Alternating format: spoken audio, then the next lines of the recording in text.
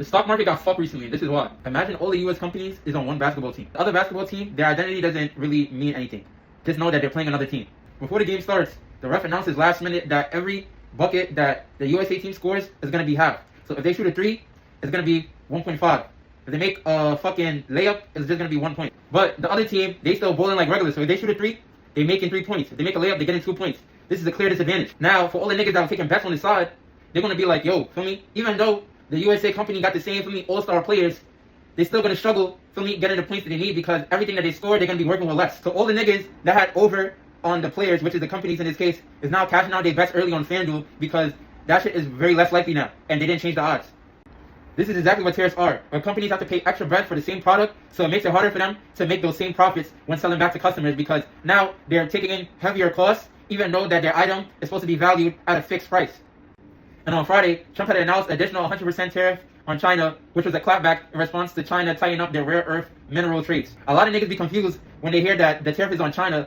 It doesn't mean that China is going to be paying more. The US is going to be paying more. The reason why is because China is bringing in the items, and when the items are bringing to the US port, for the companies to get their item, they have to now pay that additional 100% tariff tax.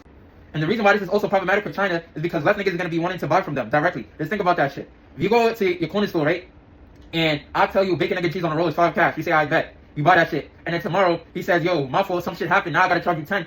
Nigga, fuck you, I'm gonna just go to a different corner store. This now results in China doing less trades with US companies, which now fucks up their bread. And as for the origin of the clapback was in response to what China did on Thursday with tying up their rare earth minerals. And if you don't know, China controls the majority of rare earth mineral production. I believe it's about 70% in fact.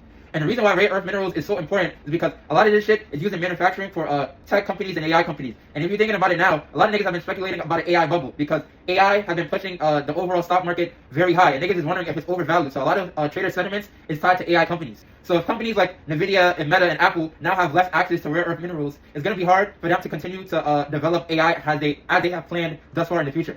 This is the reason why among like the stock market going down, tech companies have suffered a lot specifically. And for additional context, this is not the first time that China and US have been having problems when it comes to tariffs and trade. This has been a long-standing issue since Trump has been in office and instilled his reciprocal tariffs. Don't forget about the Liberation Day tariffs, where Trump had imposed a bunch of reciprocal tariffs on mad countries with a baseline of 10%. Time and negotiations have passed, however, and after a long period of time, the Trump administration and China was able to come to a truce, and I believe the agreement was that I think the total amount of tariffs from US to China was 30% in terms of tariffs, and vice versa, it was 20% from China to US. So the additional 100% tariff makes things way more drastic. So not only is the trade war looking more shaky currently, but China is very much anticipated to give another response to this, which could add more fuel to the fire.